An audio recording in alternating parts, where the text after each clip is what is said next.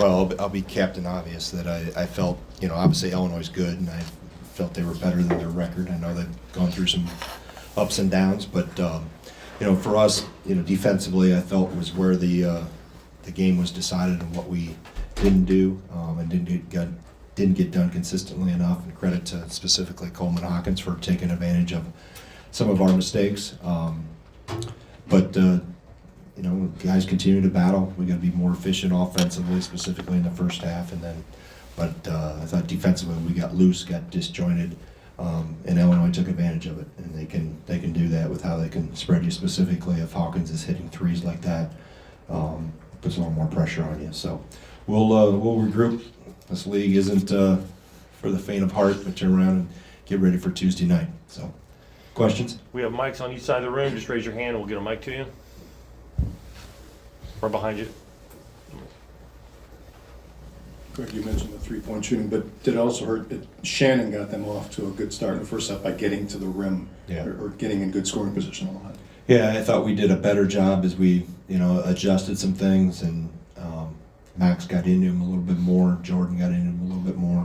But yeah, he did. I mean, he got to the left hand on specifically some of the lane line action they do. So, but at that point, even in the first half, we're numbers-wise, we're okay. It's the offensive part of that. I didn't think we finished enough, and we got obviously Steve getting 2 fouls and having to sit takes away a pretty prominent post presence. So I thought that got us out of sync offensively.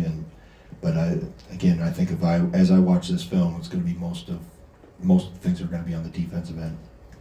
Go ahead. Greg, when did you know that Wall wasn't going to play, and how did that change your game plan?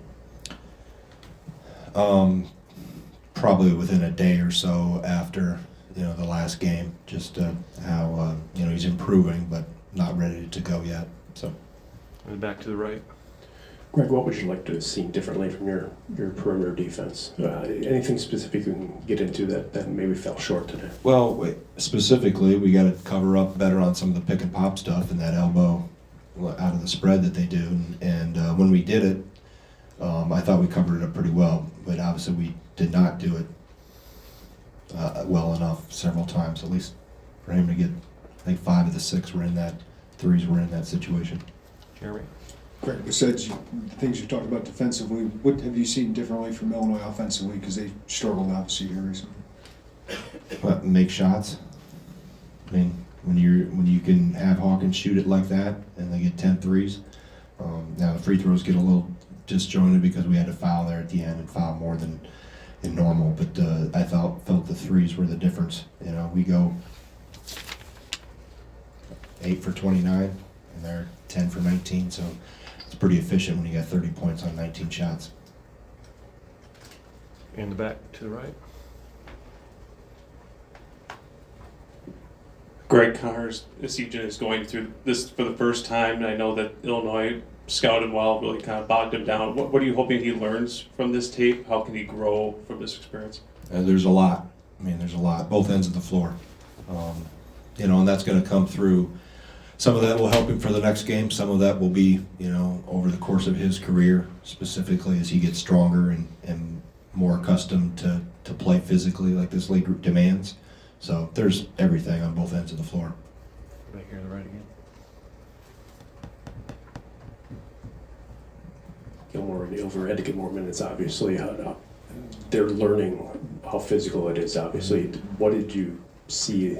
Did you see maybe big eyes from them? No. I thought Carter was, for the most part. I'm sure I'll find some things where we gave up driving lines. Marcus hasn't had as much experience, so there is going to be a lot of learning with him. But I thought for the most part, we did a decent job on the glass, so we didn't let him get going there for the most part. But it's everything. If we get beat off the dribble too much or get out of position, the rotation that causes, and it's a domino effect when things break down defensively. So, like I said, going through the tape will help us dissect all of that. Right here to the right. Looked like Illinois really wanted to pressure the guards and push them away from the rim and make those catches contested and tough. It looked like you guys did a better job in the second half, but did you get to the free throw line as much as you would want tonight and attack that pressure? No. some of it's that we didn't have the ball in there enough. We did in the second half and made more of a concerted effort to touch the post. But and some of it's too how we're finishing. If we're playing off 2 feet or if we're going in there jumping off one, fading away, you're not going to get a call. And a lot of that is guys that haven't had a lot of experience that have figured that out yet, and they've got to figure it out. That playing off 2 feet and playing strong towards the backboard and the rim, you're going to get the call more so than if you're falling down or fading out of bounds. Anything else for Coach Gard? All good? Thank you. All right, thank you. Let's go.